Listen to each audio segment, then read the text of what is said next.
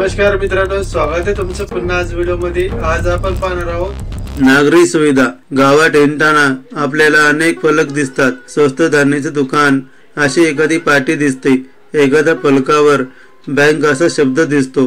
बालवाडी, प्राथमिक शाळा, माध्यमिक शाळा, महाविद्यालय अशा पाट्या सुद्धा आपण पाहतो। ही सारी आहेत आपल्या काही गरजा भागवणारे ठिकाणे। प्रत्येकाला गरजेप्रमाणे धान्य हवे। गावात लोकांसाठी व प्राण्यांसाठी दवाखान्याची सोय हवी। सर्व मुला मुलींसाठी शिक्षणाची सोय असायला हवी। पैसे ठेवण्यासाठी बँक हवी। यासाठी केलेल्या सोयींना नागरी सुविधा असे म्हणतात। शाळा, दवाखाने, रस्ते, भावाची दुकाने, बँका या नागरी सुविधाचा परिचय आपण करून घेणार आहोत। शाळा, तुम्ही नेहमी शाळेत जाता, तिथे तुम्हाला शिकायला मिळते, खेळायला मिळते। शाळेत खूप मित्रमैत्रिणी मिळतात। घरात वडीलधारी माणसे असतात, तसे शाळेत शिक्षक असतात। शाळा तुम्हाला आवडते ना? खूप आवडते, म्हणून तर तुम्ही अभिमानाने सांगता, ही आहे माझी शाळा। तुमच्या या आवडत्या शाळेत तुम्ही शिकता। जर शिक्षण घेतले नाही तर काय होईल?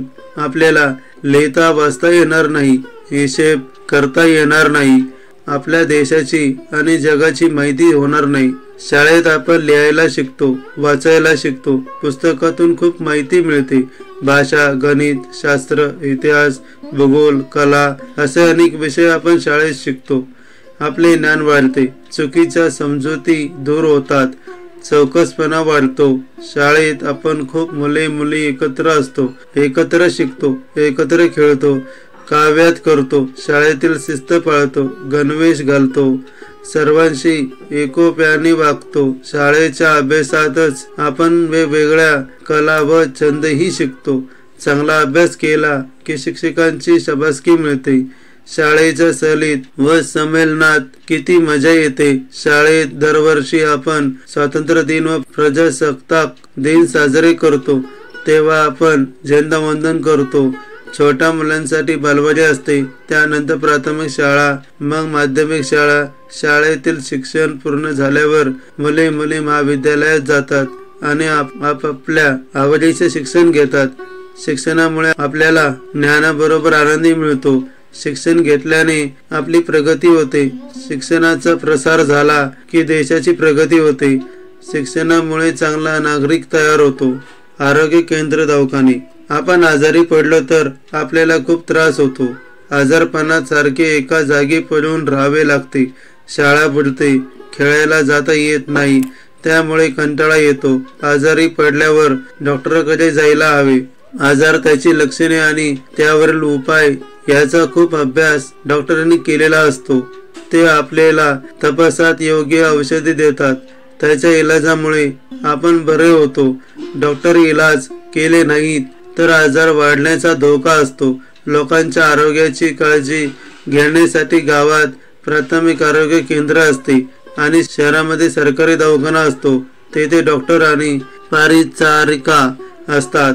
ते रोग्यांची देखभाल करतात, रोग्यांना तपासतात, जखम झाली असेल तर मलमपट्टी करतात, औषध पाणी करतात, आवश्यक असेल तर शस्त्रक्रिया करतात। गावात एखाद्या आजाराची साथ आली तर लोकांना योग्य ती वैद्यकीय मदत करतात।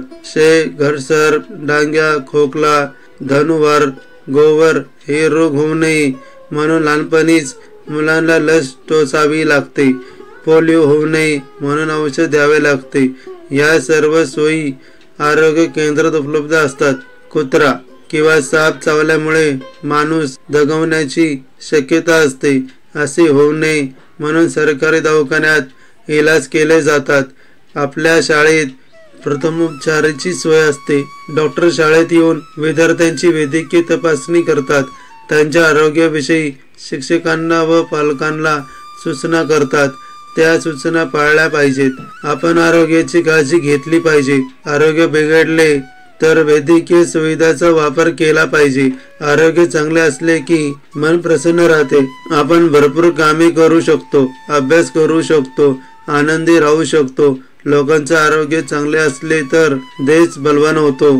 माणसाप्रमाणे प्राणी आजारी पडतात, त्यांना जखमा होतात, प्राण्यांमध्ये साथीचे रोग पसरतात। या सर्वांवर इलाज करण्यासाठी गुराचा दवाखाना असतो. गाय, म्हैस, बैल, शेळी, कुत्रा अशा पाळीव प्राण्यांवर तेथे उपचार केले जातात. कुत्रा पिसाळू नये म्हणून त्याला लस टोचतात. आपण पाळलेले प्राणी निरोगी व सशक्त राहावेत याची काळजी आपण घेतली पाहिजे. रास्त भावाची दुकाने.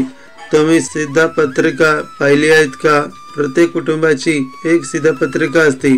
ती दाखवून दर महिन्याला स्वस्त धान्याच्या दुकानातून धान्य विकत घेता येते. या दुकानाला रास्त भावाचे दुकान असे म्हणतात. या दुकानात प्रत्येक माणसाला मिळणाऱ्या धान्याचा वाटा ठरलेला असतो.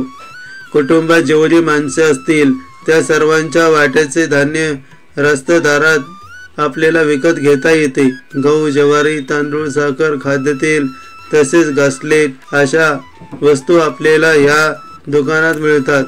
रवा, मैदा अशा गोष्टीही तेथे मिळू शकतात. रास्त भावाच्या दुकानात आपल्याला आपल्या वाट्याचा माल हमखास मिळतो.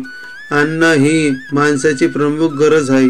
आपल्या देशात खूप अन्नधान्य पिकते. शेतकरी धान्याचे पीक आणखीन वाढवायचा प्रयत्न करतात. ते अन्नधान्य सर्व लोकांना रास्त भावात मिळाले पाहिजे. लोकांची गरज भागली पाहिजे. त्याची उपासमार होता कामा नये. धान्याची गरज भागली नाही तर लोकांचे हाल होतात. असे होऊ नये म्हणून गावात रास्त भावाची दुकाने असतात. बँक. तुम्ही तुमचे खाऊचे पैसे काही वेळा जमून ठेवता. ते एखाद्या डब्यात, खेळण्यातील बँकेत, पेटीत किंवा शाळेच्या संचयिकेत ठेवता. मोठी माणसे घरचा खर्च भागून काही पैसा शिल्लक ठेवतात. पैसे सुरक्षित ठेवण्याचे एक ठिकाण म्हणजे बँक. बँकेत पैसे ठेवणे नेहमीचे फायद्याचे असते.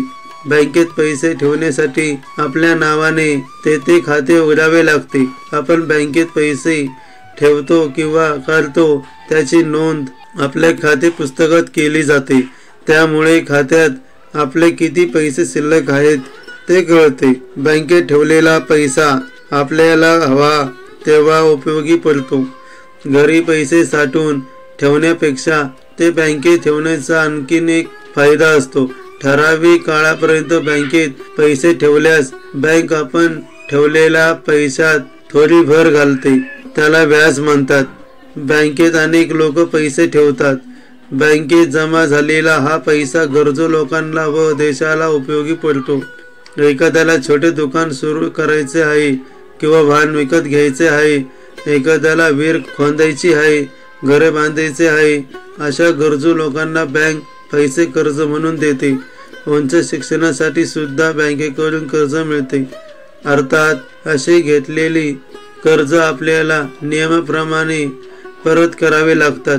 बँकेत जमा झालेला पैसा देश विकासाच्या अनेक कामासाठी वापरला जातो.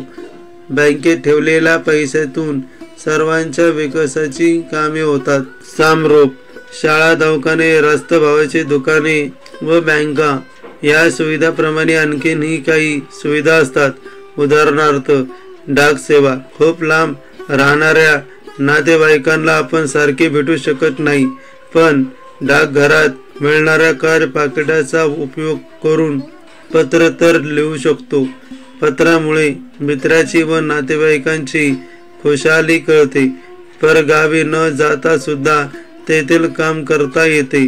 डाक सेवेने जसे पत्र पाठवता येते तसेच मनी ऑर्डरने पैसेही पाठवता येते. तातडीने निरोप पाठवण्यासाठी तार करता येते. दूरध्वनीवरून थेट बोलण्याची सोय डाकघरात असते. डाक सेवा सर्व लोकांसाठी असते. नागरी सुविधाचा परिचय आपण करून घेतला. आपण सगळ्यांनी या सुविधाचा उपयोग करून घेतला पाहिजे, कारण या सुविधा तुमच्या आमच्या सर्वांच्या सुखसोयीसाठी असतात. व्हिडिओ इथपर्यंत पाहिल्याबद्दल खूप खूप धन्यवाद. नमस्कार.